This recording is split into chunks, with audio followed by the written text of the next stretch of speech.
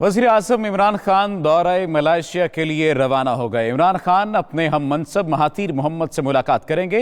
अहम मुआहिदों और मफाहमत की याददाश्तों पर दस्तखत भी करेंगे। दोनों रहनुमा मुश्तरका प्रेस कॉन्फ्रेंस भी करेंगे। वज़ीर आज़म इमरान खान मलेशिया के 2 रोज़ा सरकारी दौरे पर कुआलालंपुर रवाना हुए हैं। वज़ीर ख़ारजा शाह महमूद कुरैशी, वज़ीर मनसूबाबंदी असद उमर और मुसीर तिजारत अब्दुल रज़ाक दाऊद समेत दीगर अहम शख्सियात भी उनके हमरा हैं। इमरान खान और मलेशियन वज़ीर आज़म महातीर मोहम्मद की 1-on-1 मुलाकात और दोनों वज़ीर आज़म के वफूद की सतह पर मुज़ाकरात भी होंगे। मुलाकातों के दौरान सियासी, तिजारती और सफारती ताल्लुकात को फ़रोग़ देने पर बातचीत की जाएगी।